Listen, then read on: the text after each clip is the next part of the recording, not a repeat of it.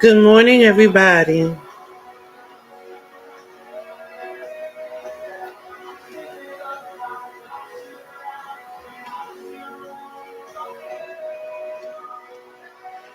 You know how we do over here. We don't believe in growing alone. So share this out amongst your network, tag your business bestie, pull out your contractor's notebook, your favorite beverage. Now, if you're driving, just turn up the volume. That's why you should have somebody you're growing in concert with so they can take notes with you and share it with you. Because we are live today in Contractors Conversation. How are you doing? I hope you had a restful and relaxing weekend. Mine was a little chaotic for a little bit. It turned restful after a while.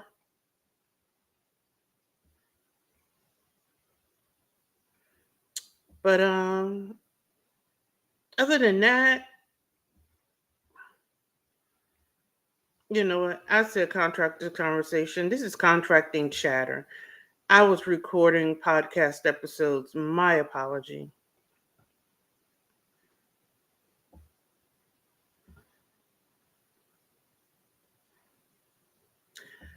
Anyway, how are you doing, everyone?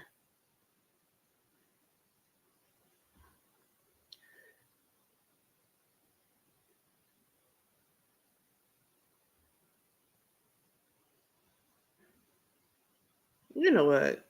There's so many things that have gone that are so different on Clubhouse. It's so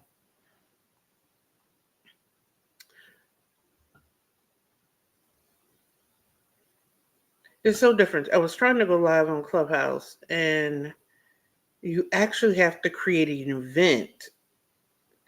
You used to just be able to go in and go live. Now you have to create an event in order to go live. And I didn't create an event. So let's get this party started and we'll try Clubhouse tomorrow. All right. So this morning, we're continuing the conversation from last week where we were talking about the stages of government contracting. Now, I created an ebook around this. And while I've been sharing some information, it's not everything that's in the ebook. And I'm actually going to expand the ebook into a full out book. And I do have a training class that I'm releasing in August on the stages of government contracting, and not only what the stages are, but what you should be doing in each stage. So pay attention and be on the lookout for the class around stages of government contracting. The ebook is already out there, excuse me. It's on my Amazon. If you're, it's on my link tree. So you can purchase it for download. You should really check it out. Now, the stages we've already covered is B&P, which is the bid and proposal stage. We already covered the contract stage, the contract award stage, and we talked about the ramp up stage. Now, anybody for a recap, bid and proposal is that stage where you're responding to the RFP, you're attending meetings, the pre-bid meetings and the like. The contract award is where you receive the notification and you're going through desk audits. The ramp up is the period between the time you receive the award, excuse me, and the time the contract starts. I'm going to say that again. The ramp up is the time between you receive the award and the contract starts. And a lot of time can happen in that period. And that time period can be anywhere between 30 to 90 days, depending upon the size of the contract. So, yeah, there's a lot of things that happens during that period. Um, you meet with the contracting officer, you onboard employees, you finalize the contract, you sign the contract. A lot of things happen during that contract ramp up period. The fourth stage of contract is the actual contract performance period. Now, somebody's going to say, duh. No, there's a lot that goes on during the performance period. And this is where most government contractors that get this far, they drop the ball. Good morning. How are you doing? Did you have a good weekend? A lot of contractors drop the ball in the contract performance period. And there's a lot of juiciness in the performance period. As I said, all of this is in an ebook that I developed. And even when I'm telling you, there's more in the ebook. And I'm expanding the ebook into a full out class because there are things you should be doing in each stage.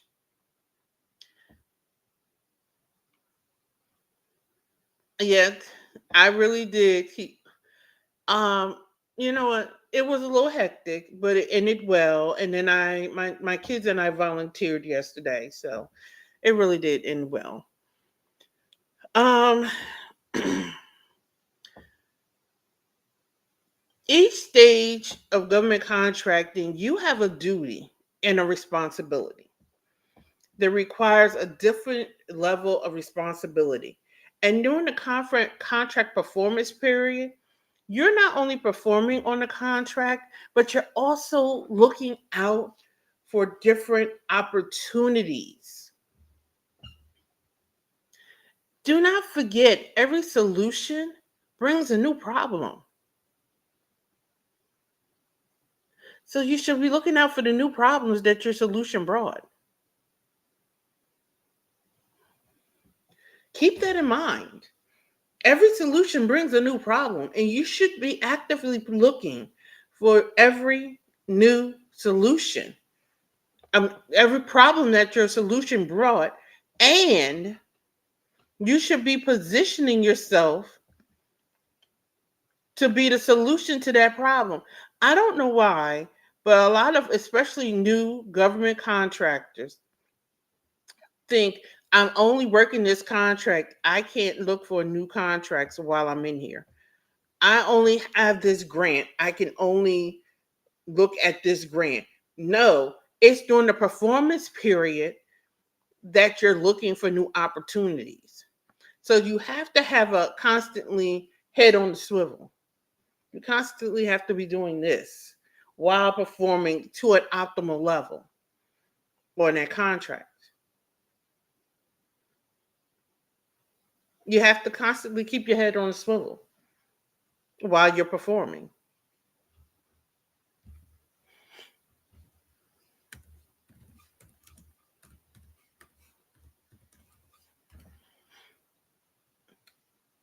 After after the contract performance period is the contract audit. Now, I consider contract audit a separate stage in government contracting because the contract audit can happen at any time. It can happen during the contract performance, it can happen after the contract audit, it can happen at both times or during both times. And if you're not aware, you can be caught off guard. Now, there are certain rules. Like there are certain contract types that can be only audited once. They only have one bite at the apple. If you're not aware, they're trying to audit you twice. Some of it is ignorance, some of it is a got you. If you do things, you can do something and cause that audit to be reopened. So maintaining compliance throughout all of this is very important because you can also re-trigger and reopen the audit. So you have to stay aware to your responsibility.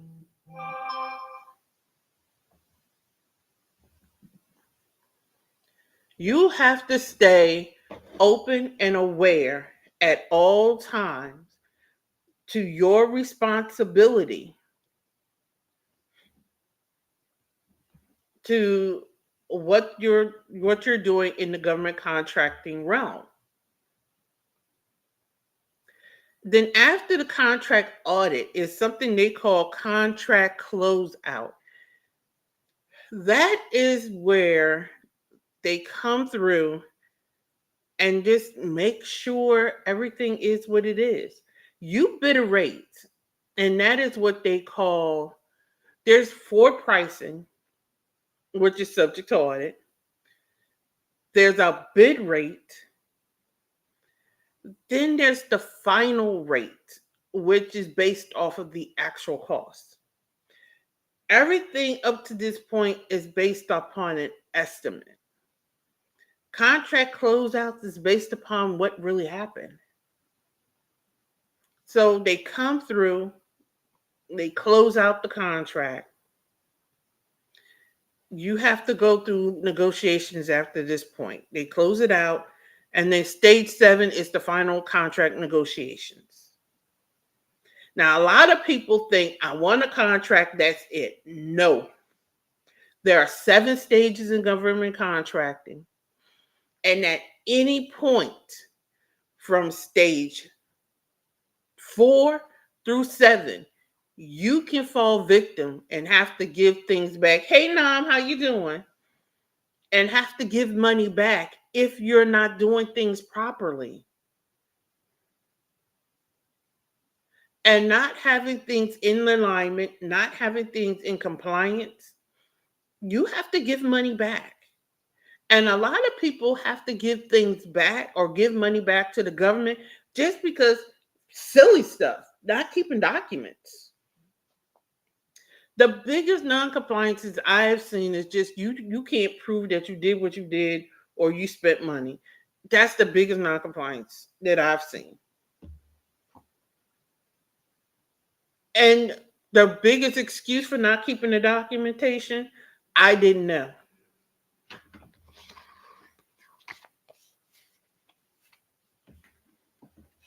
And it's and I didn't know is never an excuse. I mean, you won $1 million contract, but you didn't take the time to learn the rules. I didn't know. That's basically what you're saying. I want you to give me your money, but I didn't take the time to learn the rules of engagement. That is what I didn't know means. So there's 7 stages of government contracting. I have an ebook that you can purchase that goes through the stages and identifies your responsibility. I have a class that's coming out in August because I'm speaking this month and in July I'm doing so. Oh wow, we're in June already. In July I have a summit, so it's August that I am doing the stages of government contracting training. So this year is rapidly moving ahead. And as I said in a masterclass that I recently held, government contracting is one of the things that can make your business. As somebody is saying or listening to the words that's coming out of my mouth saying, I have a business that's successful. Government contracting is something that you can use to scale your business. So if you already have a successful business, you can scale your business with government contracting. If you decided after listening to my podcast episode, the 3 types of contractors, and you don't want to be a government contractor, that is fine. Government contractors need corollary support services. If that's you, say, here am I. We need your services as well. Notaries, especially virtual notaries, are needed. Every piece of document, just about every piece of a document in government contracting, notarized. So notaries are needed. Health and wellness coaches to keep us sane are needed. Do you know how many times my team has stayed up 10 hours, 12 hours trying to get an RFP out? Good morning, Marvin. Trying to get an RFP out? Health and wellness coaches are needed to support the teams in government contracting. If you have a business and you do not want to bring on a full government contracting team, but you want to do government contracting, we can talk about that. I'm streaming to multiple platforms, so a lot of this may not make sense to you, but there are questions coming up in my comment sections. So just ride with a sister, okay? Ride with a sister. Um,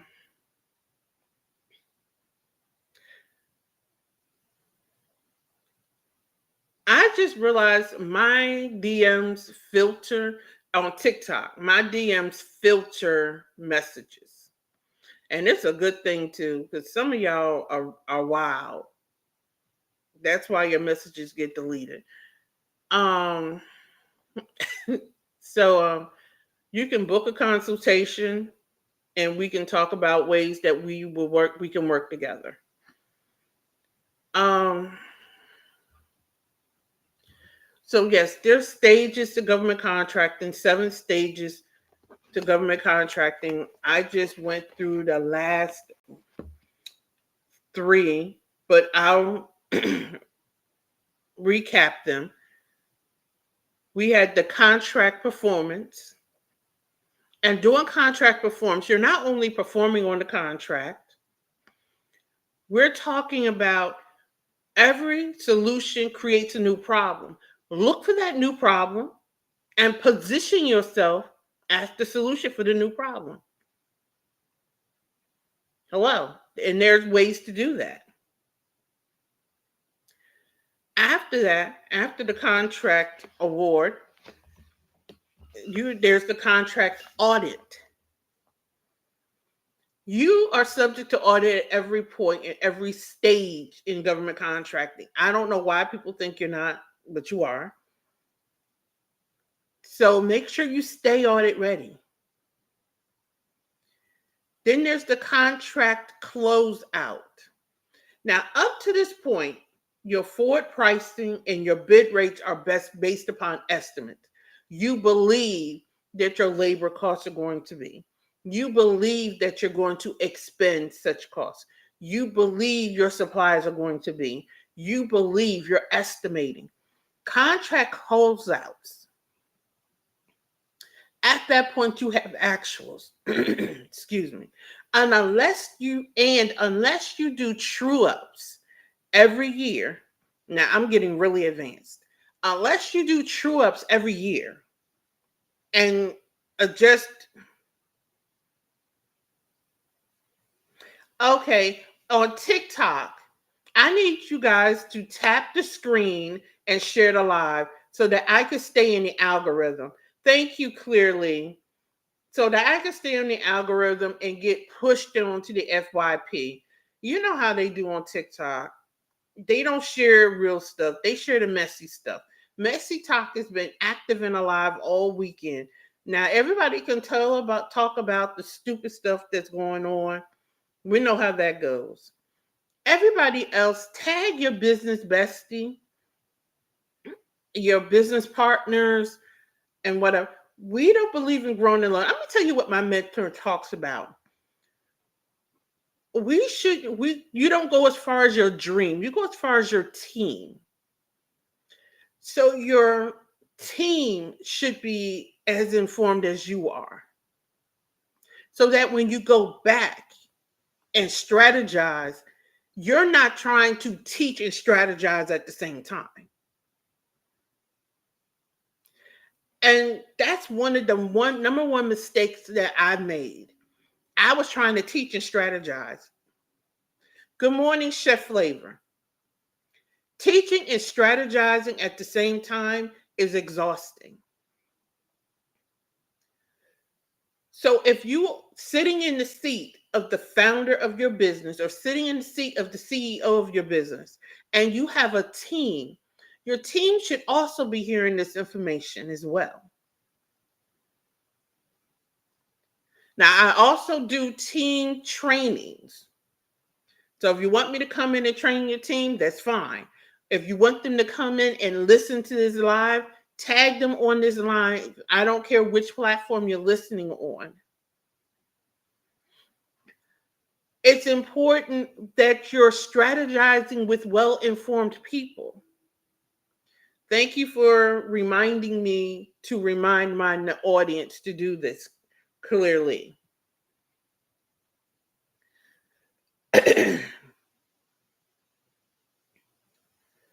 So the contract audit, every step of the contract life is subject to audit. So at the contract closeout is where they say, you've performed, the contract is over. We're now going to take your actuals, what you really spent throughout the life, and measure it against what you estimated and see how it weighed out. Good morning, Lady Jet. And see how it weighed out. If it zeroes out, fine. If there's a difference, where's the difference? If the difference is in your favor, the government owes you more money. If the difference is in the government's favor, then you have to refund money to the government.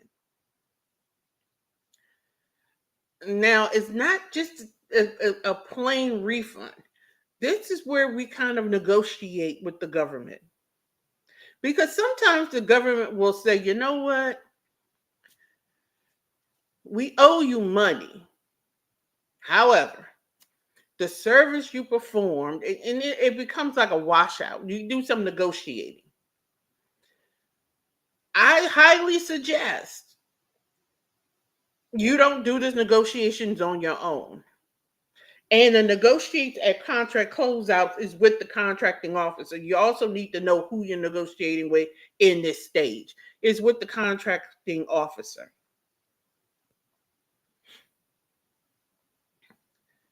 Each stage, you need to know who you're talking to, who you're dealing with, and what role and how you're supposed to show up. That's why I created the ebook. And you have to understand your responsibility. And in stage 7, because contract closeouts can occur one time at 1 year, and the final negotiations can occur in another year. Because the closeouts are conducted by DCAA, DCMA, depending upon the size of your organization. Because DCAA, as we know, is the Defense Contract Audit Agency. DCMA is the Defense Contract Management Agency. Woo! And depending upon the size of your organization, depending upon the size of the contract, who handles your contract closeouts? When you go to do that final negotiation, it's the contracting officer and a representative from either DCA, but it's usually DCMA that's in there for negotiations. Who has the final word? The contracting officer. DCAA, DCMA issues the report. The contracting officer has the final word. How you show up makes the difference. How you show up, present your case. Because I'm going to even go here. You can have a non-compliance and come up to the table and override those non-compliances if you know what you're doing, if you know how to position, if you know how, if you know how to. But that is all the purpose of a compliance officer. Government compliance officers can help you with that. I always go back to attending these meetings and people saying they don't need my services, and the government agency running the meeting telling everybody in the room, you need to know her. It's the arrogance of the company owners thinking they don't need an audit person. Arrogance will keep you broke and put your company in risk. I understand companies are our babies. I have 2 of them. They are our babies. We put our hearts and sweats into them, our tears into them. And it's because of that we should want to protect them. And that means understanding the industry that we're working in.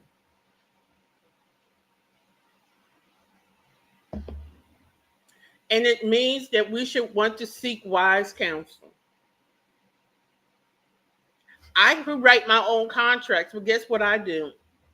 I run them past an attorney. Do you know why? I'm not an attorney. I don't play one on TV. However, I'm not a lawyer. I don't play one on TV. However, there's a saying: a fool who represents themselves have a person who represents themselves have a fool for a client. You need that outside perspective because oftentimes we are blinded by our love for our own business. We have to keep that in mind. Does anybody have any questions for me? Just drop them in the chat and I will answer them for you.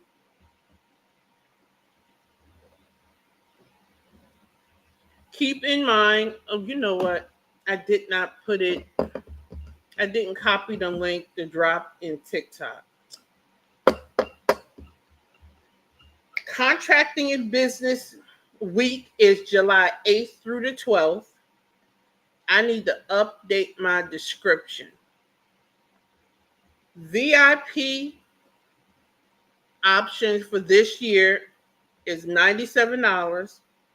VIP includes 30-minute Q&A after the 1-hour session every day, plus a 2-hour masterclass that Saturday. Only VIP gets access to the Q&A and the masterclass. Because I keep forgetting to do this for TikTok, it's everywhere else. Because I keep forgetting to do this for TikTok and I hate using my Cash App.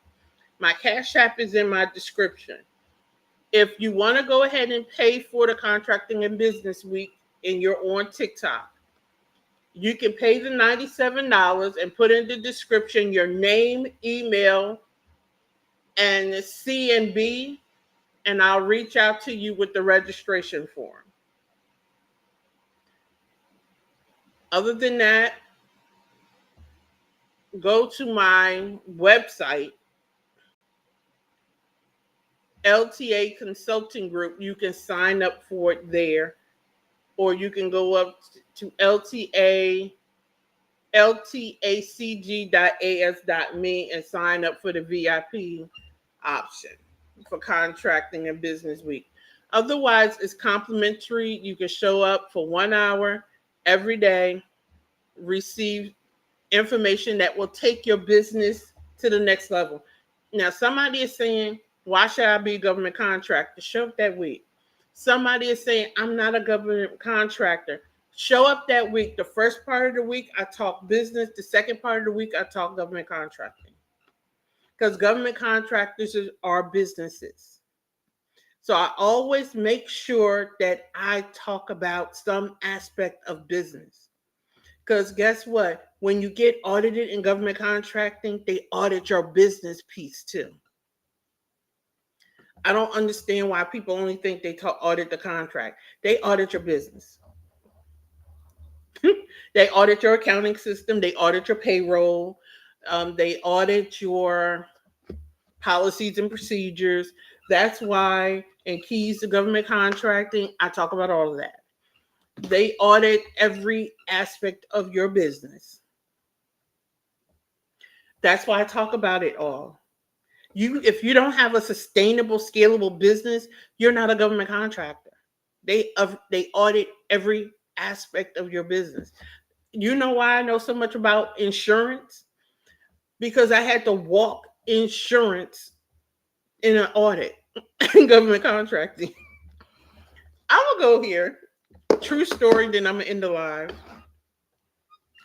I had to walk an auditor from the policy inception, from the home office, from the allocation from the home office down to our company, from our home office to our company, down to our business unit, from the business units down to the division, from the division down to the employee, from the I'm gonna go here. I had to walk him all the way down to the paychecks. That's how in the weeds the audits go to prove cost. Depending on it now, don't get scared. We had to go that deep in detail because we was a multi-billion-dollar organization. They don't do that if you're not a multi-billion-dollar organization. But that's how in detail the audit got.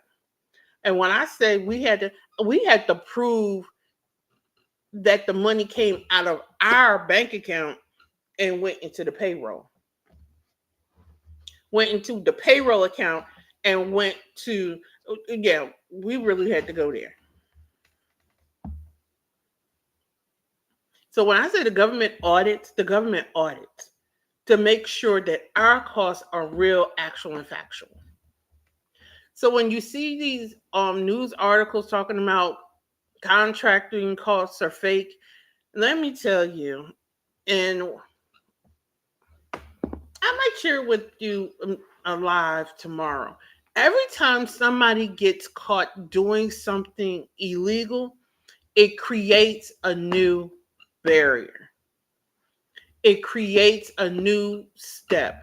So blame the next person that tells you to do something illegal for that extra piece of paper that you have to fill out.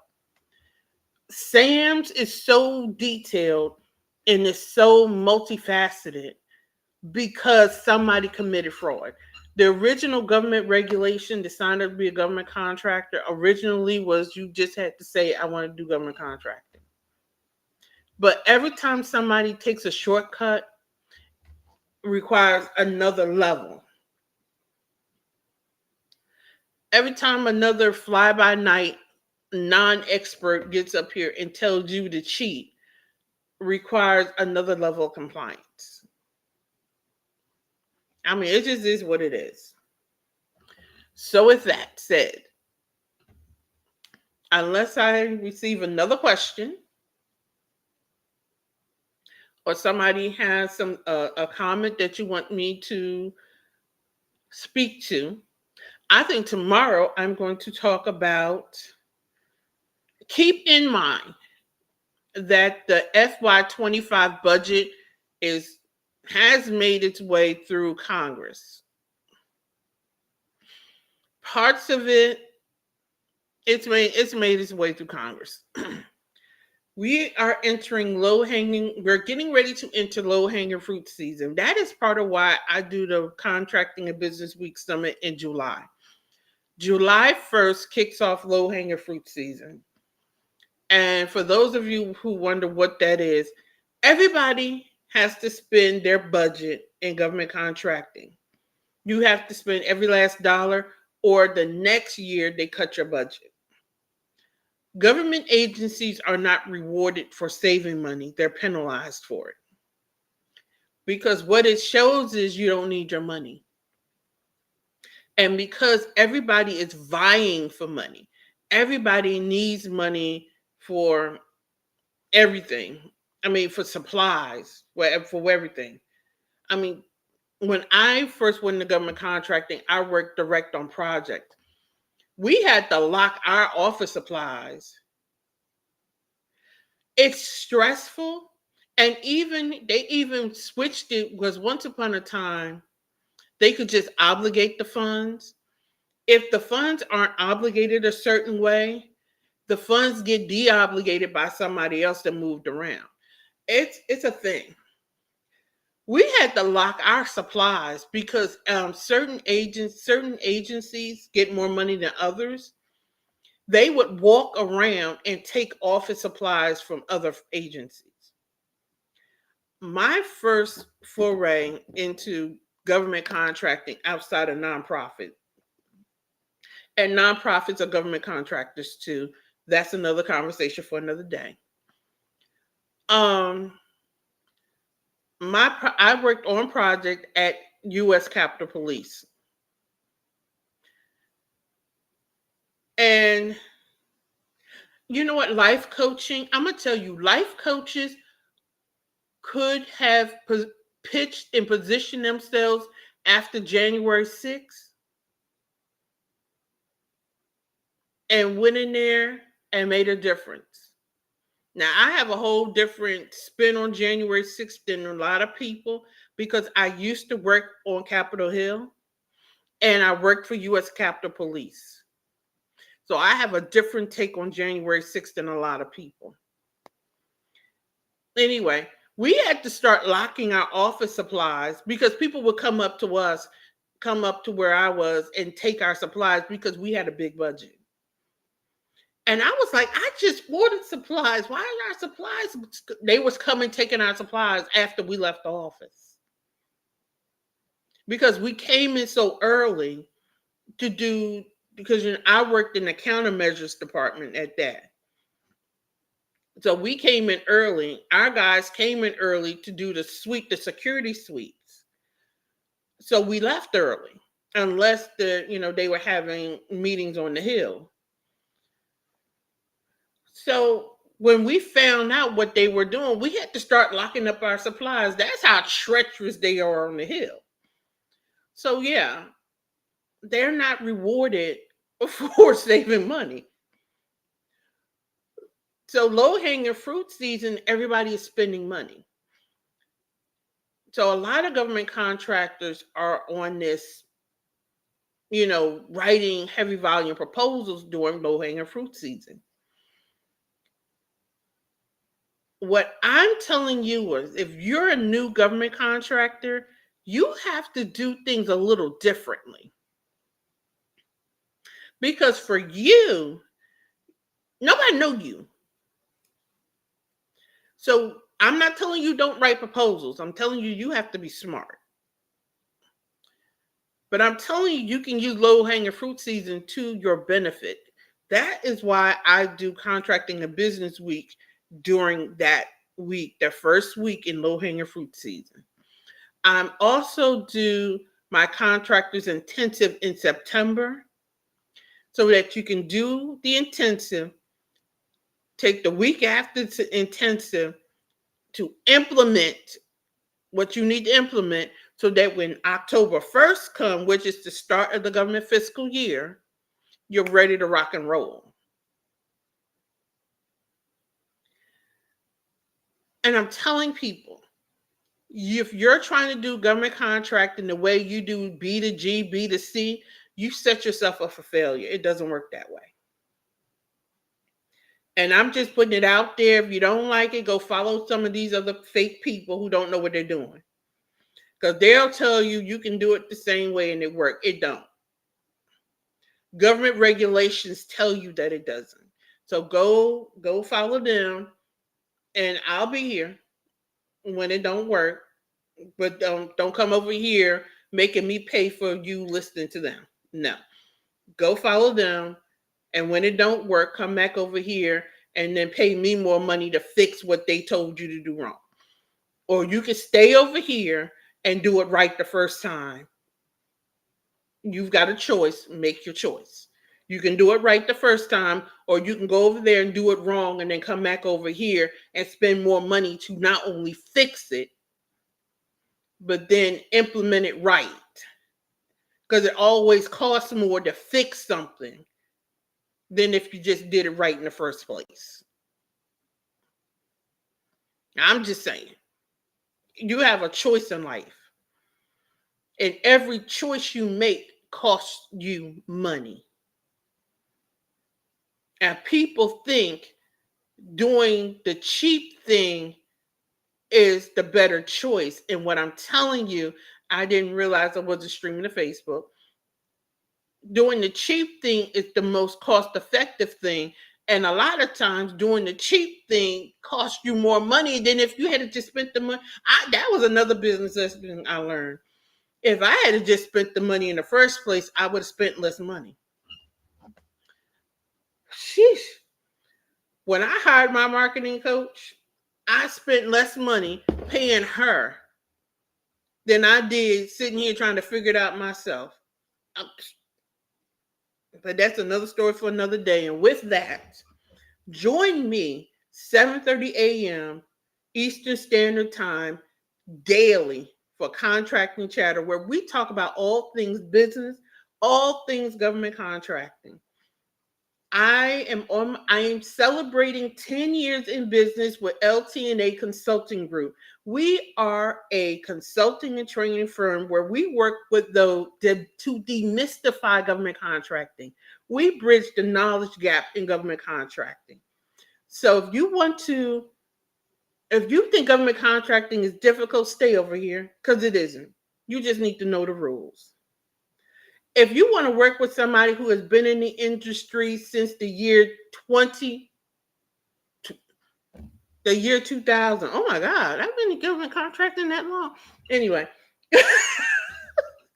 if I've been in government contracting since the year 2000, I have to stop and think about that thing. Um, I've been in government contracting since the year 2000. And I have been a compliance auditor since 2015. Honey, I've done DCA audits. I've done incurred cost audits. I've done Department of Labor audits. I've actually worked on a GAO audit. And GAO is the Government Accounting Office. I my actual my I have a bachelor's in legal studies, and my teacher, two of my teachers were GAO officers. So when I tell you I've trained with the best and I've worked with the best.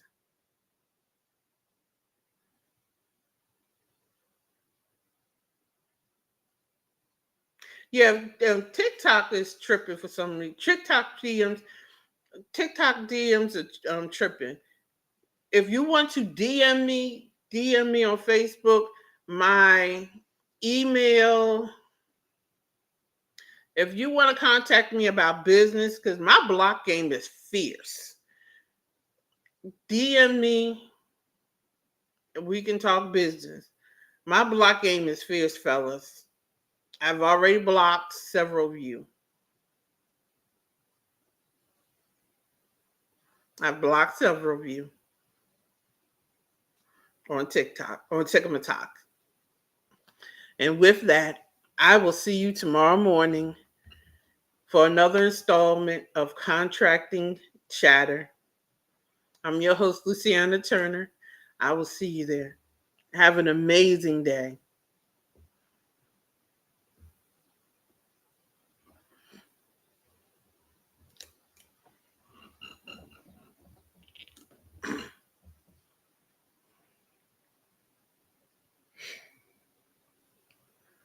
You got enough money to buy